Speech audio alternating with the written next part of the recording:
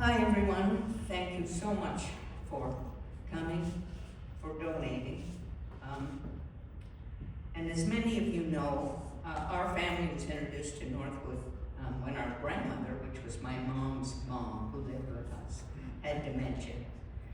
And my dad had passed away not long before my grandma got really bad, and we recognized that we couldn't continue to look after her at home. So a social worker came and talked to us, and she said, you know, your grandmother's quality of life will improve if she goes to Northwood. And don't feel like she's going away, because you can all move in with her. And we did. My mom was there every day. We were there weekends, in the evenings. You didn't know who was going to show up. And Mom really just settled in, because she was lost without my dad, and she didn't know what to do with her life, besides looking after all of us, and we were older. So Nan's room became the party room. She liked Newfoundland music, and she had a roommate. She always wanted a roommate. She didn't want to be alone. And other residents who didn't have a lot of family and were alone a lot soon discovered that that room was the place to be. And so there was a lot that went on in that room. There was always music. And my mom, she just, walked around and hugged everybody and looked after the ones that needed help. She had an eye for paying attention to people's needs. So she became an unofficial volunteer, I guess you'd say. She looked after people with their meals and anything else they needed. She, started to get to know all the staff. She never forgot a name, ever. So she started, we weren't there very long. There was a resident who had no family at all. Her name was Ivy. And she always had a stuffed kitty cat, a white, long-haired kitty cat.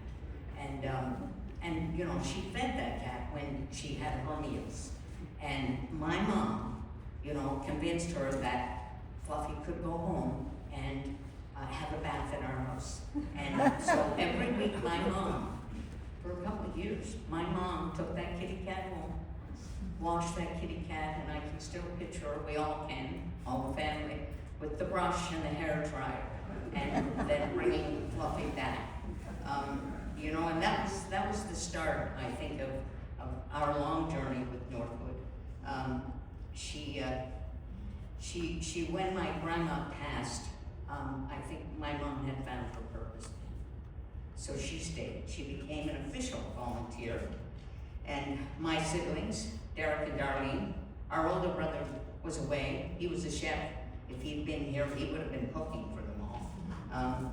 But we became the assistants, and it became very clear what our roles were to be.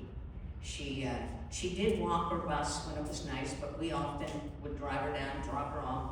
Sometimes we'd drop her off for the day. She'd say, could you come get me at supper time, please? I have to go back for the dance. So we would do that. Sometimes we'd be asked to come and help at the dance. I can remember one time she said, Sharon, I really need you tonight. We don't have a lot of volunteers, and there's a fellow who loves music, but he needs support. He needs somebody with him at all times, so you need to come and do that. And I did, and I had a wonderful time. He and I danced. She would just be so attentive. She'd say, Sharon, that woman over there, please just go get a lap blanket out of the box up there and put that over her knees. I said, well, Mom, she hasn't said anything. Mom said, I know she always gets cold. She needs a blanket. She just had that sense about her. She loved the goodie cart. Derek, most of the time, we just call him and say, buddy, we need money. Give us $20, we're going to the dollar store because the goodie cart is low and we need some things. And Darlene and I would pitch in our money. Once we got the call, Derek did, that there was a fellow who moved in and he didn't have any family and he didn't have much of anything. But he was Derek's size. And so she phoned. She said, Derek, I need a wardrobe. And his shoe size was Dunleavy's. So he got a new pair of Dunleavy's shoes, and he got a beautiful wardrobe. And Mom, you know, one day when I picked her up, she said, "I saw Derek going down the hall today. Did he ever look nice?" So and there was somebody who liked to knit, so we would always be looking for sales for the wool and you know, running around to pick it up, or coloring books. There was somebody who loved to color. Mom knew the types of pictures. It got to the point where I would just be over with Darlene, and the next thing Darlene's wandering off. I said, "Where are you going?" "Just gonna take a quick look at the coloring book, Sharon, because you know, there might be the right one." And we didn't know who we were going to get when we picked her up, because if she met someone in the hallway, or someone at the front door, or sometimes at the bus stop, she would say, my daughter will take you wherever you're going."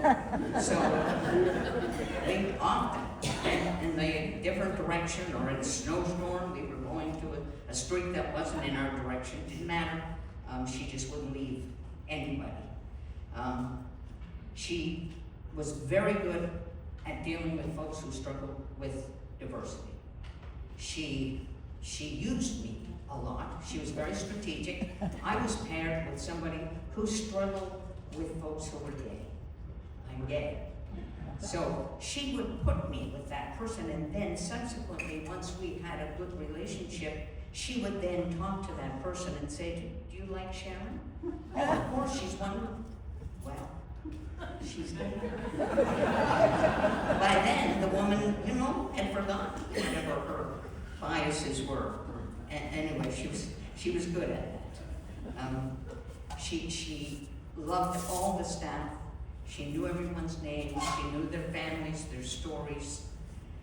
And it saved her life, Northwood did.